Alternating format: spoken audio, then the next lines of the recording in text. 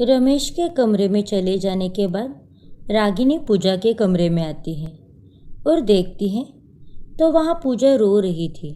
फिर वो अपने कमरे में जाकर सो जाती है। अगले दिन सुबह रागिनी सारी बातें रीमा को बता देती है। रीमा गुस्सा होकर पूजा के पास जाने लगती है। रीमा प्लीज़ रुक जाओ, मेरी बात तो सुनो। लेकिन रीमा रागिनी की कोई बात नहीं सुनती और वो पूजा के पास आती है और उसे थप्पड़ मारती है।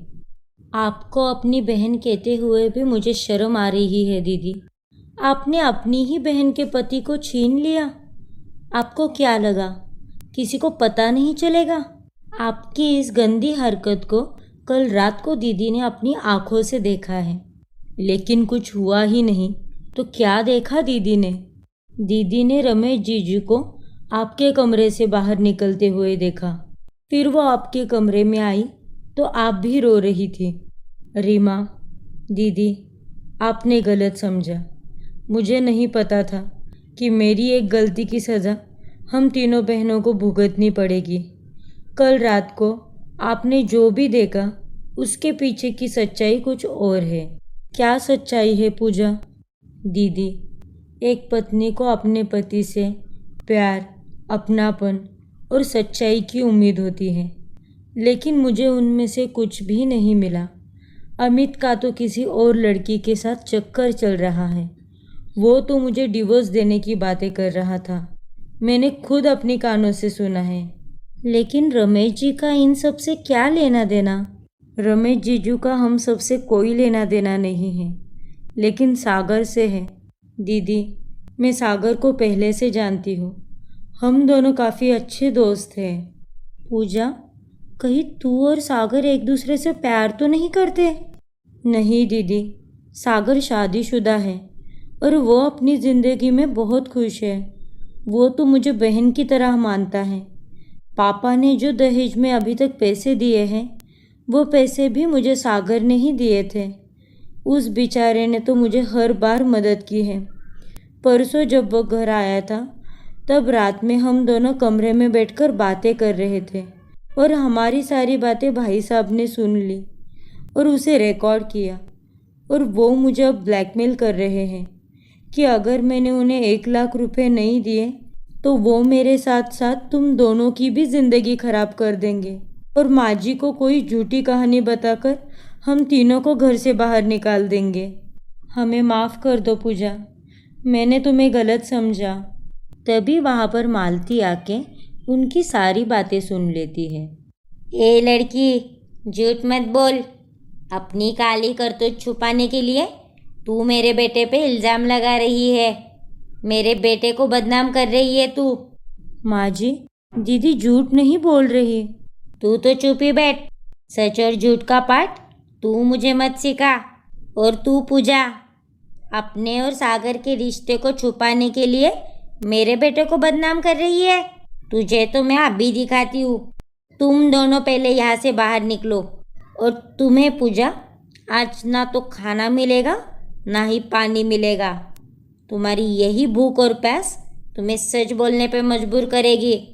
अपनी सास की बात सुन के पूजा रोने लगती है। फिर मालती उसे कमरे में बंद करके बाहर आती है। अरे, तुम दोनों अभी तक यही खड़ी हो? एक बात कान खोलकर सुन लो। मेरी इजाज़त के बगैर अगर इस रूम का दरवाज़ा किसी ने भी खोला तो मुझसे बुरा कोई नहीं होगा। इतना कहकर मालती वहाँ से चली जाती है। दीदी, मैं इसे नहीं छोड़ूंगी। मौका मिलते ही अपनी बहन का बदला लूँगी। चुप कर रीमा, ऐसी बातें मत कर। हम लोग कोई ना कोई रास्ता ज़रूर निकालेंगे।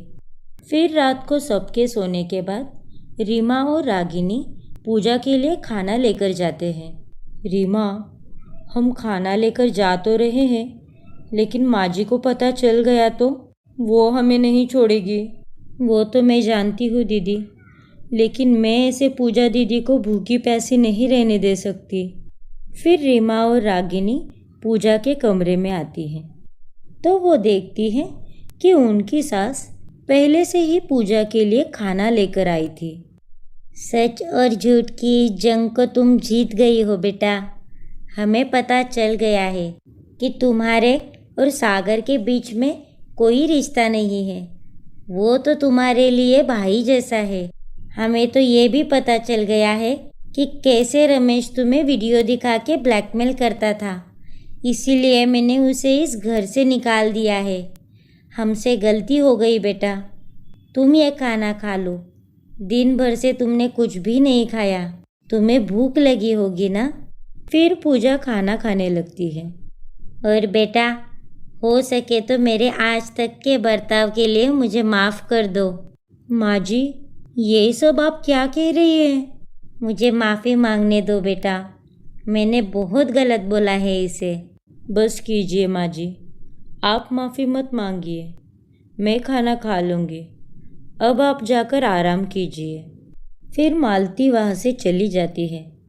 पूजा, तुम ठीक तो हो ना? तुमने दिन भर से कुछ भी नहीं खाया? हाँ दीदी, मैं अब ठीक हूँ। ये कोई सपना तो नहीं है ना? मैंने जस्ट अभी माँ जी को माफ़ी मांगते हुए सुना। क्या तुम दोनों ने भी वही सुना? लेकिन माँ जी में इतना बदलाव कैसे? मैंने कहा था ना कि माँ जी को एक ना एक दिन हमारे दर्द का एहसास ज़रूर होगा।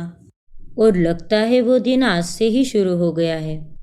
अगले दिन सुबह तीनों बहनें रसोई में आती हैं तो वहाँ पहले से ही उनकी सास खाना बना रही थी। अरे माँ जी, ये सब आप क्यों कर रही हो? हम लोग हैं ना, हम बना लेंगे खाना। आप आराम करो। अरे बेटा, मैं किचन में इसीलिए आई हूँ ताकि अच्छे अच्छे स्वादिष्ट खाना बनाकर तुम तीनों को खिला सकूँ। नहीं माँ जी, ये सब आप मत कीजिए। हम बना लेंगे नाश्ता। नहीं बेटा, आज से सुबह का नाश्ता, दोपहर का और रात का खाना भी मैं ही बनाऊंगी। तो हम क्या करेंगे माँ जी? आराम। तुम तीनों आराम करो। जाओ जाओ, आराम करो। मैं तुम तीनों के लिए बाद में नाश्ता लेकर आती हूँ। अपनी सास की ऐसी बातें सुनकर वो तीनों भी दंग रह जाती हैं। ये सब तो उनके लिए पूरी तरह नया था। लेकिन मौके का फ़ायदा उठाते हुए वो तीनों भी वहाँ से चली जाती है। फिर मालती भी अपने काम में लग जाती है। तभी उसे एक फ़ोन आता है। फ़ोन देखकर मालती बहुत डर जाती है। हेलो। हाँ, मैं वैसा ही करूँगी जैसे तुमने कहा था। लेकिन तुम। उतने में सामने वाला फ़ोन काट देता है। दूसरी तरफ खाने के टेबल पर राघव और अमित बैठे हुए थे। तभी वहाँ पर तीनों बहनें आ जाती हैं। आज रसोई में हड़ताल है क्या? खाना क्यों नहीं बना अभी तक? आज नाश्ता माँ जी बना रही है। इतने में मालती सबके लिए खाना लेकर आती है। चलो बच्चों, नाश्ता तैयार है। तुम तीन भी बैठो और नाश्ता करो। ये सब क्या है पूजा? तुम तीनों के होते हुए माँ खाना लेकर क्यों आई है? चुप करो। आज के बाद कोई भी बहुओं के साथ ऊंची आवाज़ में बात नहीं करेगा। और अगर मेरे मना करने के बावजूद भी किसी ने भी अपनी अपनी बीवियों से ऊंची आवाज़ में बात की तो रमेश की तरह तुम दोनों को भी घर से बाहर निकाल दूंगी मैं। ये कोई नौकरानी नहीं है, ये तो हमारी घर की बहू रानी है। अरे, तुम तीनों अभी तक खड़ी हो? चलो बैठो और नाश्ता करो। फिर वो तीनों बहनें मिलकर नाश्ता करने लगती हैं। लेकिन अपनी माँ में ये बदलाव देखकर राघव और अमित दोनों भी दंग रह जाते हैं। आखिर मालती में इतना बदलाव कैसे आया? जानने के लिए हमारा अगला एपिसोड देखना ना भूलें। और अगर आपने हमारा चैनल अभी तक सब्सक्राइब नहीं किया है तो अभी सब्सक्राइब कीजिए और बेल आइकॉन दबाना ना भूलें।